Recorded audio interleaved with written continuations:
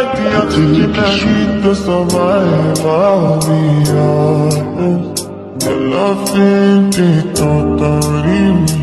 I am so obsessed. Hai semua, salam sejahtera bagi kita semua. Nah, di video ini kami akan memaparkan sebuah materi, di mana materi ini bertema tentang perkembangan emosi.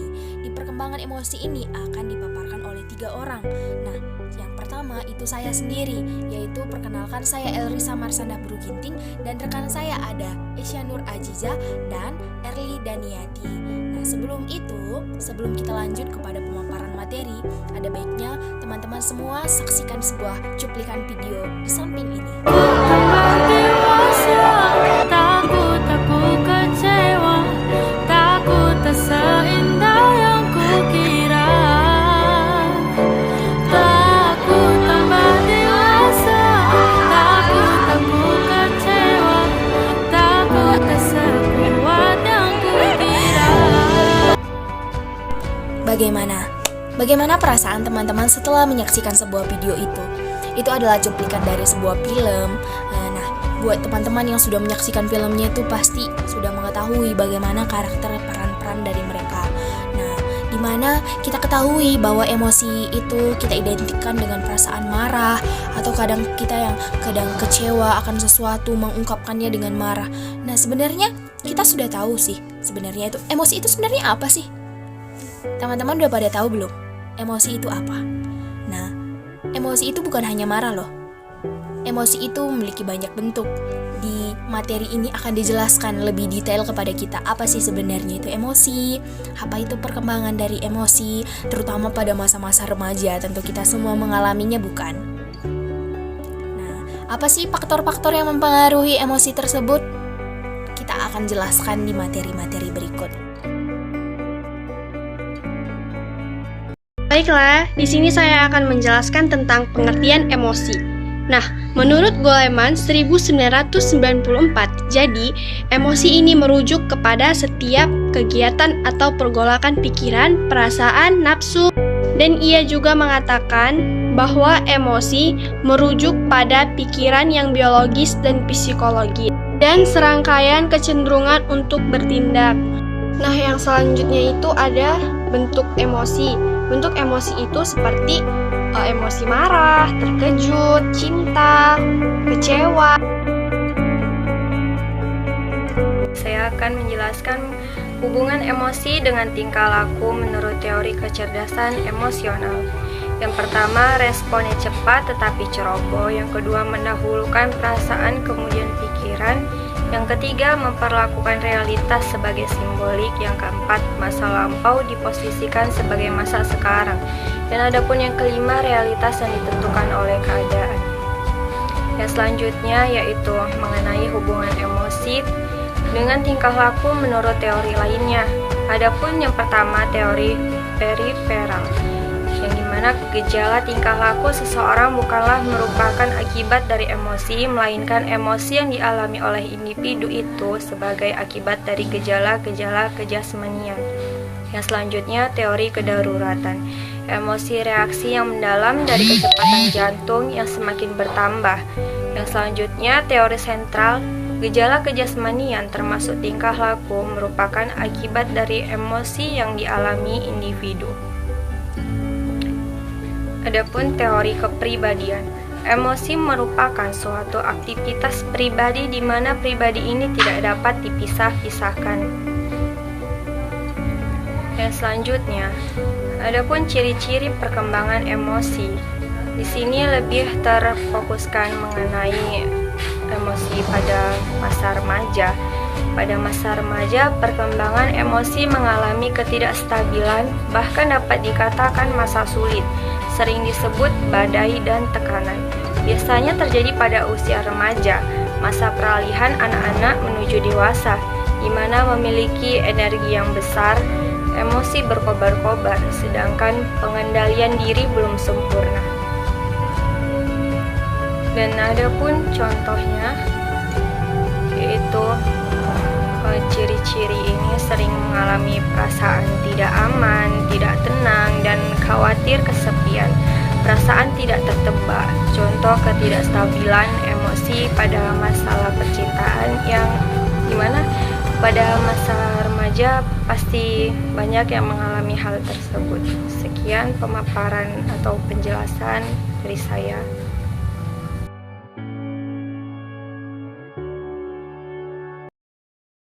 Oke, selanjutnya kita akan membahas bagaimana sih sebenarnya faktor-faktor yang mempengaruhi perkembangan emosi. Mengapa setiap orang itu memiliki perkembangan emosi yang berbeda-beda? Tentu teman-teman penasaran bukan? Perkembangan emosi itu bukan hanya karena orang tua ya teman-teman. Kita harus mengetahui di sini ada 6 poin besar di mana ini adalah merupakan faktor-faktor yang umum pada setiap orang. Yang pertama itu adalah perkembangan jasmani, di mana di perubahan jasmani setiap orang itu biasanya terjadi pada usia remaja. Nah, usia remaja tentu kan kita sudah mengetahui karena adanya peningkatan hormon-hormon pada remaja, karena di situ adalah kita masa peralihan menuju dewasa. Tentu setiap orang itu belum tentu bisa menerima dirinya karena hormon-hormon tersebut. Contohnya nih ya, kita kasih tahu. Itu ketika remaja itu tiba-tiba mengalami menstruasi, dia mungkin merasa risih. Nah, biasanya kalau cewek-cewek nih ya pasti tahu pada masa menstruasi itu tentu kita identikan di mana seorang wanita itu mengalami perubahan emosi yang lebih besar gitu, karena mungkin mudah marah gitu, mudah tersinggung. Itu biasanya pada masa-masa remaja. Dan kemudian perubahan jasmani lainnya itu seperti ketika kita jerawatan. Contohnya seperti saya nih. Dulu awal-awal kita mulai jerawatan, kita merasa diri kita berbeda daripada yang lain, merasa tersingkirkan, atau kita merasa insecure gitu.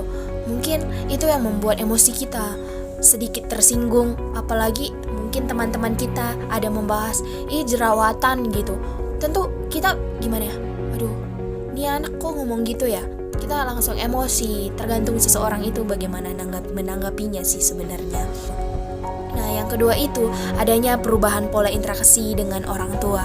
Perubahan interaksi dengan orang tua ini kita tahu setiap orang itu memiliki interaksi yang berbeda dengan orang tuanya, karena ada yang dimanjakan, ada orang tuanya itu memberi ketahukan segala sesuatunya itu secara lembut, ada juga yang langsung marah atau bertindak kasar. Nah, itu sangat mempengaruhi pada usia-usia remaja, karena biasanya remaja itu mudah memberontak.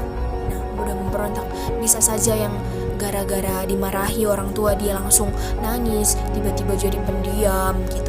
Terus ada juga yang dia ketika dimarahi orang tua itu udahlah, dia ketika dimarahi itu memberontak kepada orang tuanya, bersikap kasar. Nah, itu ketika interaksi pola asuh dari orang tua itu berbeda-beda teman-teman.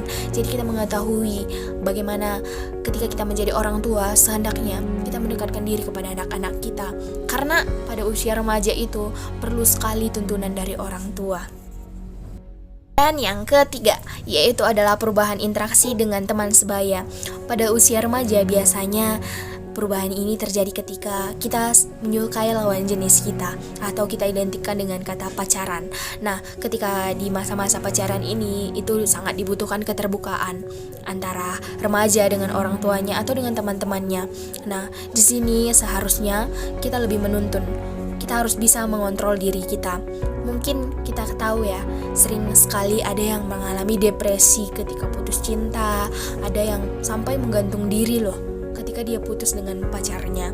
Nah, seharusnya interaksi dengan lawan jenis ini, di situ kita membuat diri kita semangat untuk lebih baik lagi ke depannya. Bagaimana supaya lawan jenis kita ini dia menjadi lebih termotivasi, contohnya dalam belajar, bagaimana dia supaya lebih aktif, seperti itu.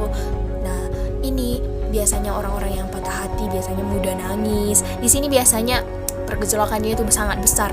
Ada yang masa pacarannya itu mudah tertawa, senyum, kemana-mana bareng gitu. Ada juga yang ketika berantem nangis sampai bengkak nih matanya gitu. Selanjutnya itu poin keempat, faktor pandangan dari luar. Nah, ini juga mempengaruhi kepada kita semua, terutama pada masa remaja yang mengalami peralihan ke dewasa.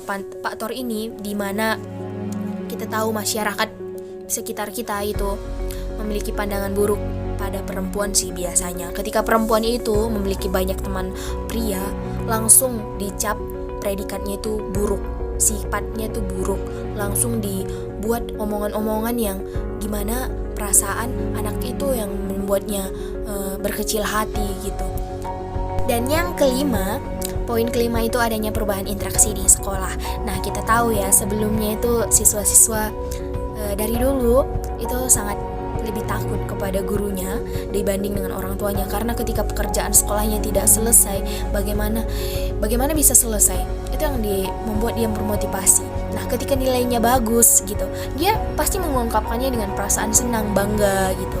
Terus itu yang membuat dia termotivasi untuk mengerjakan tugas-tugas. Ada juga yang diberi nilai buruk, itu membuat dia seperti bentrok, adanya permusuhan dengan guru dan siswa. Terakhir itu poin ke-6, adanya kematangan emosi. Nah, di kematangan emosi ini biasanya ini pada remaja akhir. Ketika sudah di remaja akhir, kematangan emosi itu sudah terbentuk, di mana remaja ia sudah bisa mengontrol. Dia berpikir sebelum bertindak, dia berpikir sebelum melakukan sesuatu, berpikir sebelum mengungkapkan sesuatu. Nah, sebelumnya mungkin dipergejolakkan emosi, bagaimana orang sakit hati seperti itu yang dilakukan. Maka di masa remaja ini sangat dibutuhkan tuntunan dari guru, dari orang tua itu sendiri, dan siswa itu sendiri. Diperlukan bagaimana mengontrol supaya remaja itu terarah. Mengapa saya katakan demikian? Ketika perkembangan emosi seseorang itu baik, tentu tindakannya dalam aktivitasnya, tingkah lakunya itu berjalan dengan baik juga. Baik, kepada teman-teman sekalian, di slide ini ada sebuah studi kasus. Nah, di studi kasus itu kita pasti sudah mengetahui bagaimana faktor-faktor melalui pemaparan yang sudah kami berikan tadi, apa sih yang mempengaruhi hal tersebut terjadi. Jadi kami sangat mengharapkan kepada kita semua, ketika kita kelak menjadi seorang guru, hendaknya kita bersikap baik. Kita juga yang mengarahkan kepada siswa-siswi kita, bagaimana supaya perkembangan emosinya itu terbentuk dengan baik, supaya bagaimana cara berpikirnya, tindakan yang ia lakukan itu pasti sangat dipengaruhi oleh emosinya. Nah, kepada orang tua juga seperti itu, bersikap terbukalah kepada anak-anak kita semua. Semoga anak-anaknya itu terarah supaya tidak terjadi penyimpangan tingkah laku, atau ada yang terjerumus ke hal-hal negatif, apalagi di zaman sekarang. Itu sangat dibutuhkan bagaimana kedekatan antara orang tua dan siswa dan anak-anak sekalian. Sebaiknya pilihlah teman kita yang bisa memotivasi kita, yang mendukung kita, jangan yang membuat kita itu terjerumus ke dalam hal-hal negatif. Baik, cukup demikian yang dapat kami paparkan kepada kita semua. Semoga video ini sangat membantu kepada kita semua. Semoga ini bisa membantu kepada siswa, kepada guru dan orang tua. Sekian dan terima kasih.